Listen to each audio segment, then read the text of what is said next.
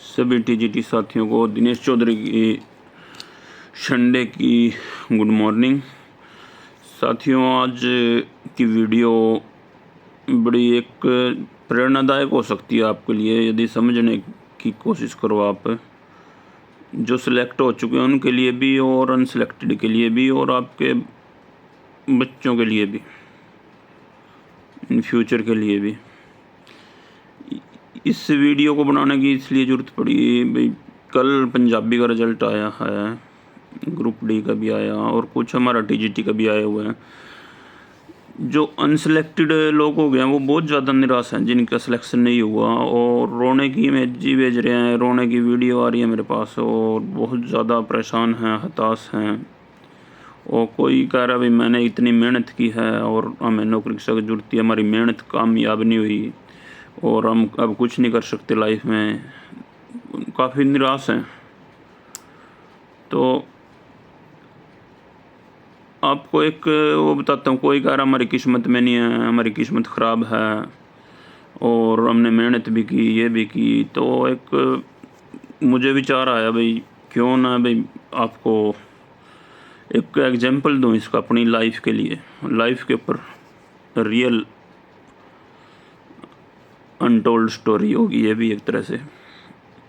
देखना आप लोग, अब उससे आपको सीखने को काफ़ी कुछ मिलेगा आपको।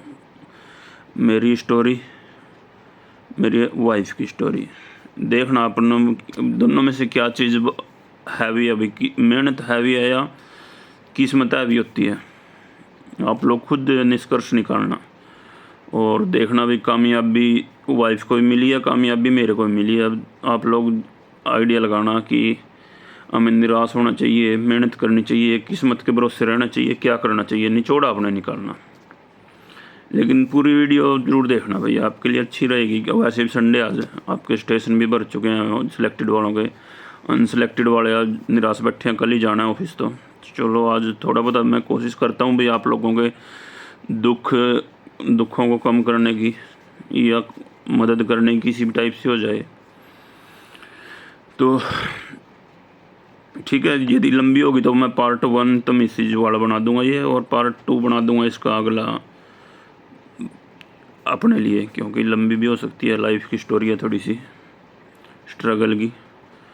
तो मेरी वाइफ भाई जो शादी हुई थी उस टाइम बीकॉम कर ली थी और एमकॉम के फॉर्म अप्लाई कर चुके थे, एमकॉम चल रही थी, लेकिन वो आगे फिर प्रेगनेंसी वगैरह अवस्था में आकर तो छोड़नी पड़ गई थी एमकॉम।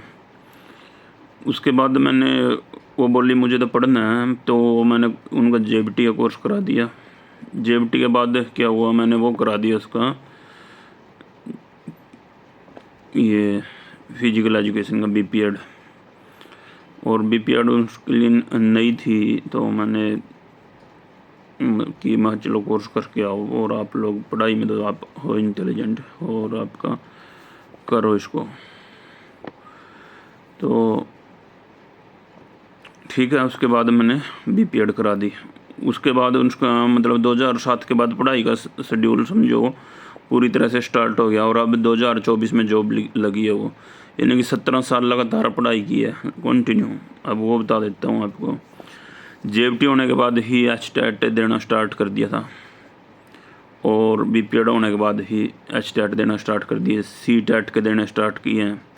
तो आज तक मेरे ख्याल 7-8 बार तो सीटेट हो चुका है, 7-8 बार एचटेट हो चुका है, जेबीटी का भी हो चुका है और फिजिकल एजुकेशन का भी हो चुका है, साइंस मैथ में भी, और ये सारा।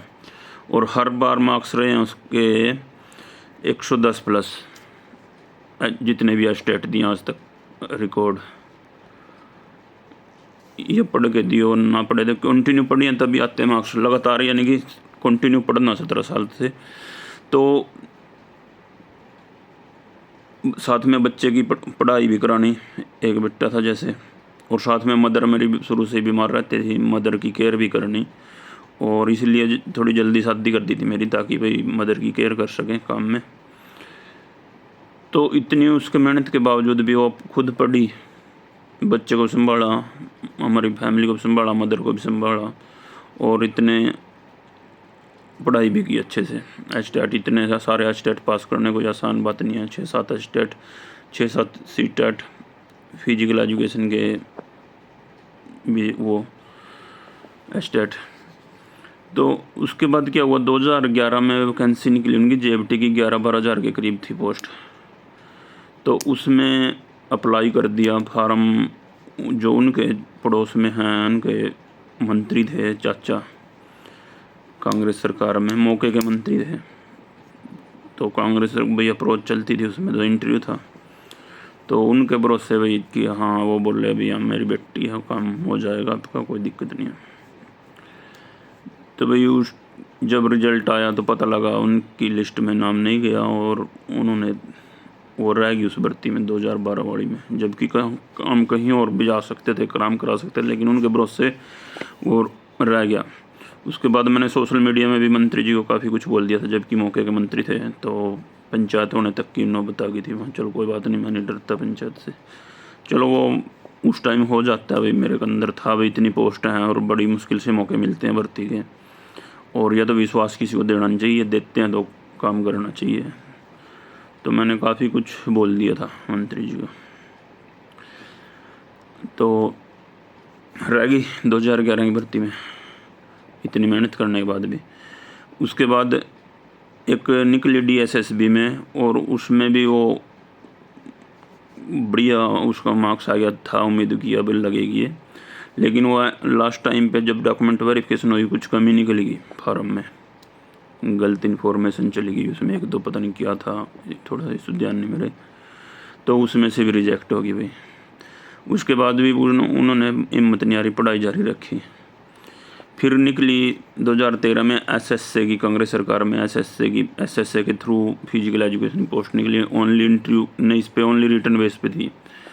तो रिटर्न दिया तो हरियाणा का टॉप रैंक आया भाई, फर्स्ट। और हमें सबको होगी भाई आप तो लगेगी, आप भी आपको जॉब मिलेगी, अब कौन रोक सकता है, ना किसी की सिफारिश की जरूरत रही, क्योंकि इंटरव्यू है ही नहीं।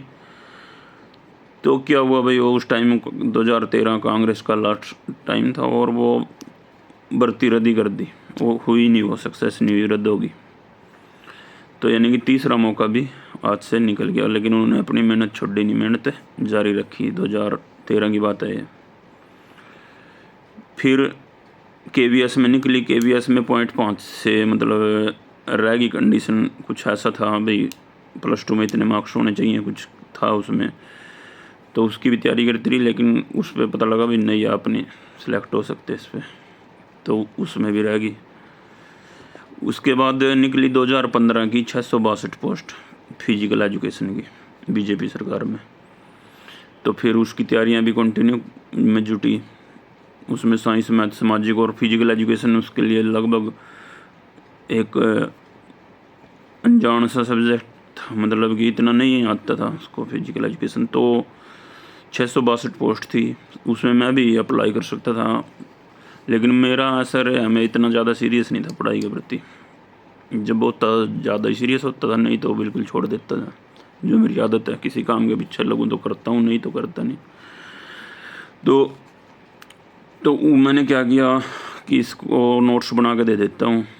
तो मैंने 10-10 बुक्स से, क्योंकि अलग अलग बुक्स में अलग अलग होता है, एक की ग्राउंड मेजरमेंट कुछ होती है, एक में बॉल की कुछ अलग अलग होते हैं। मैंने क्या किया, नोट्स बना के दिए उसको कि ले फिजिकल एजुकेशन के लिए तैयारी करो। 10-10 बुक्स इकट्ठी करके, और जैसे साइंस का कॉमन मैटर वो है, इंटरनेशनल बुक हैं,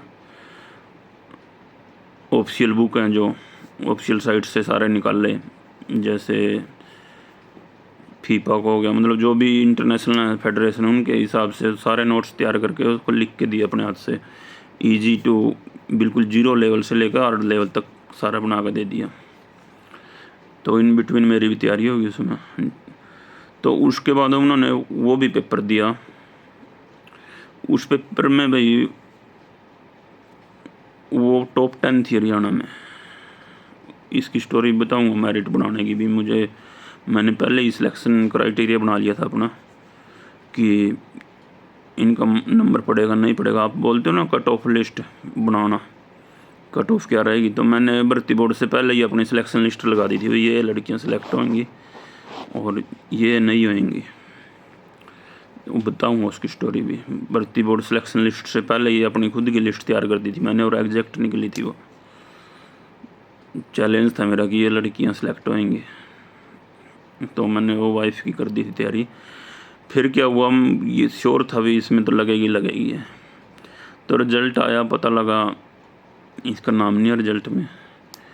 तो पूछा मैंने, बोली मैं तो स्क्रैच कर आई वो एक उस पर आंसर पे।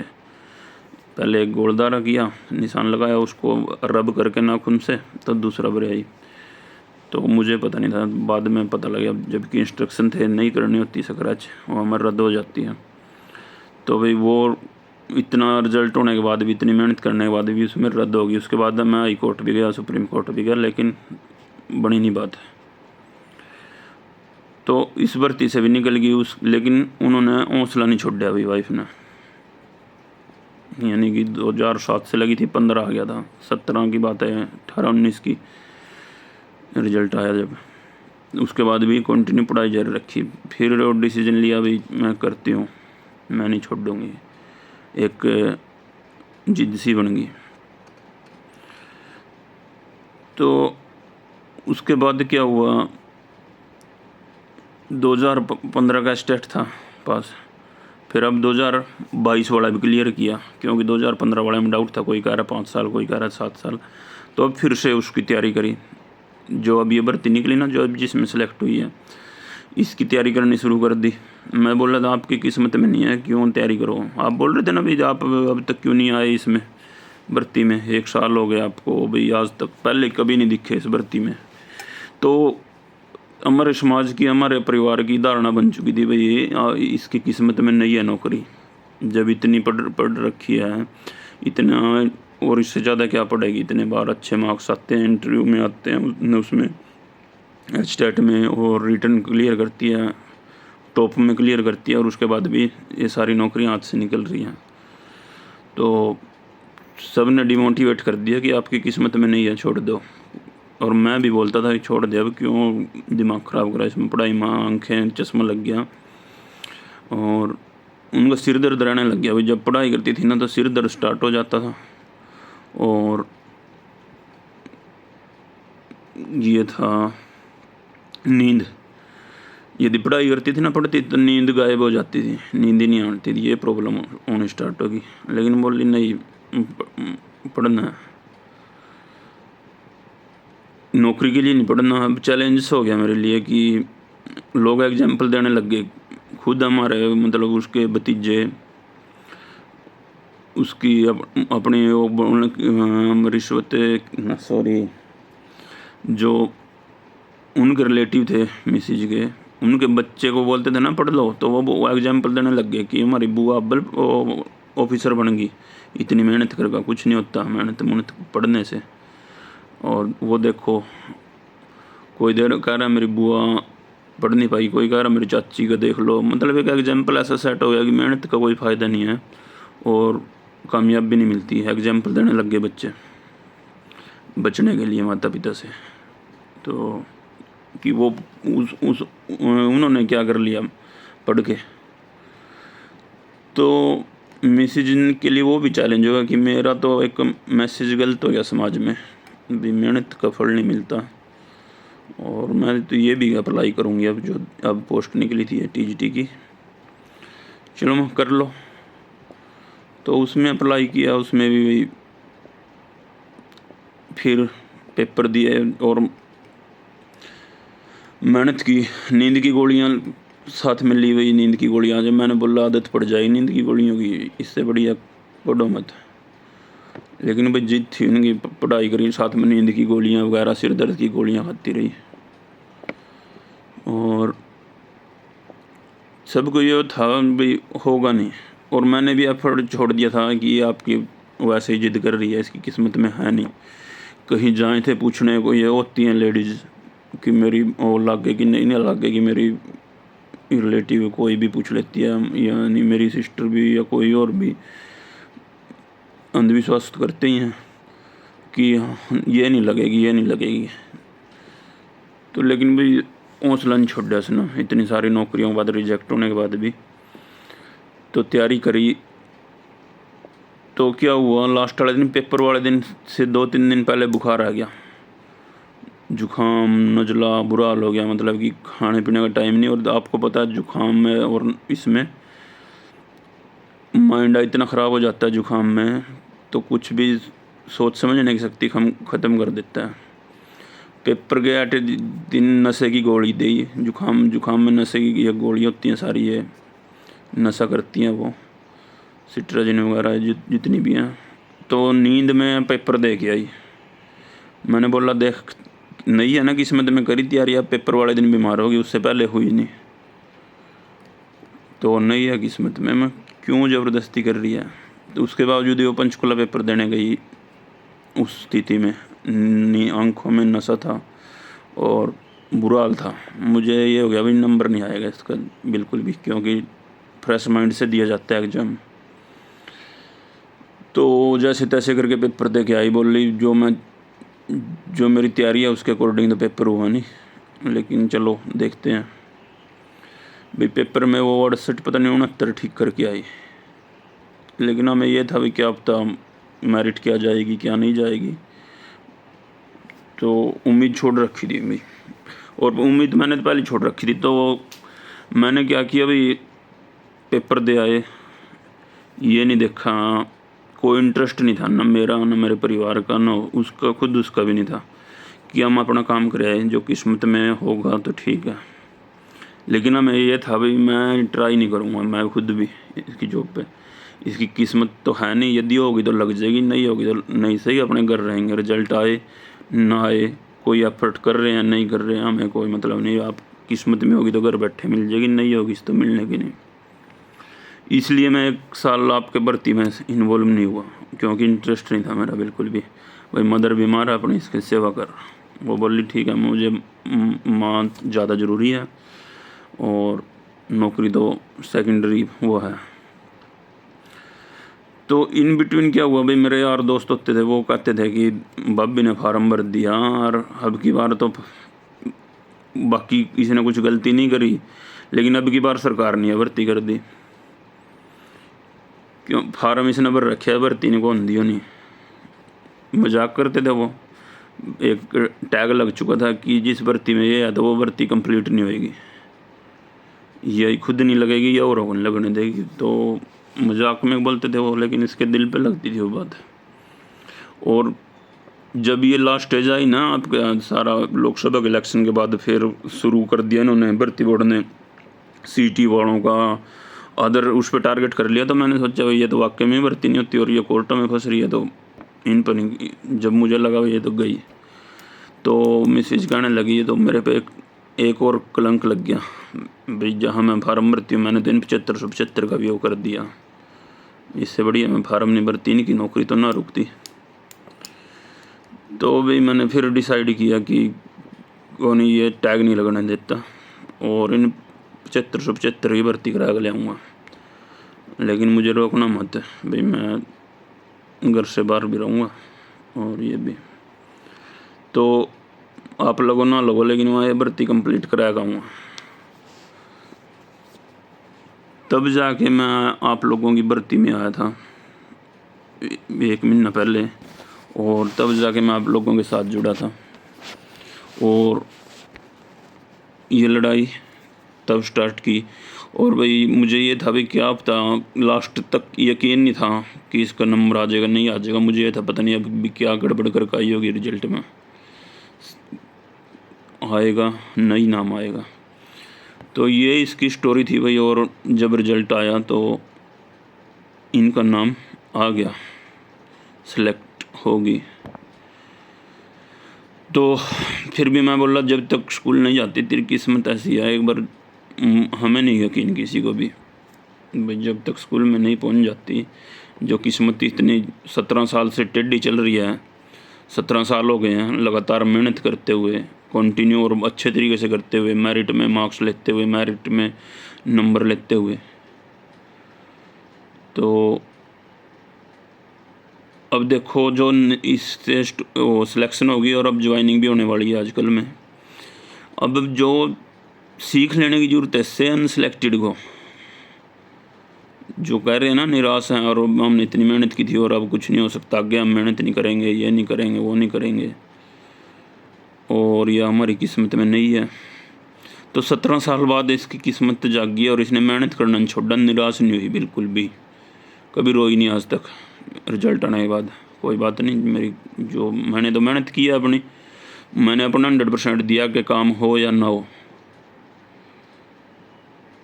ये वर्डिंग होती थी।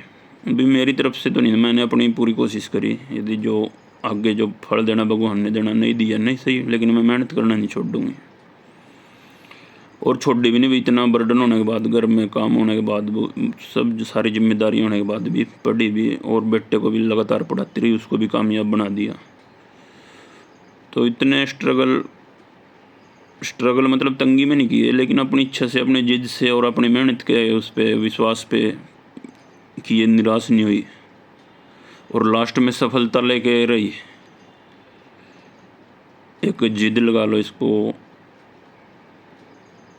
ठीक। तो एक आपको निराश समझने की ज़रूरत है स्टोरी से कि आपने शायद 17 साल मेहनत नहीं करी, जो ये अनसिलेक्टेड हुए हैं ना, अब 17 साल मेहनत थोड़ी नहीं होती भाई। ये तो उसकी बात कर रहा हूँ मैं, जेयूटी कोर्स होने के बाद की, बीपीएड कोर्स होने के बाद की। पहले मेहनत तो देखो स्टडी लाइफ में तो सारे ही करते हैं, लेकिन जॉब के लिए जो करते हैं वो स्टार्ट हुई थी 17 साल लगातार पढ़ना और दिन रात एक करके रखना कंटिन्यू, बड़ा मुश्किल है। और जहाँ इतनी बार निराशात मिल रही है, असफलताएँ आ रही हैं बार बार बार बार बार बार, हर एक नौकरी से मेरिट लेने के बाद भी नंबर घट जाता है।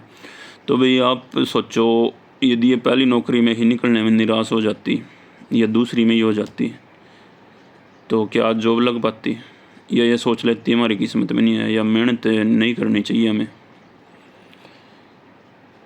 तो आप लोग जो अनसिलेक्टेड हैं भाई, निराश मत हो, और मेहनत का फल मिलता है। मैं भी मान गया भी मेहनत का फल मिलता है, ठीक। तो इसने सभी को झूठा साबित कर दिया जो इस पर टोंट मारने लग गए थे और जो उदाहरण पेश करने लग गए थे, बच्चे करने लग गए थे आगे आने वाले, कि मेहनत का कोई फ़ायदा नहीं है।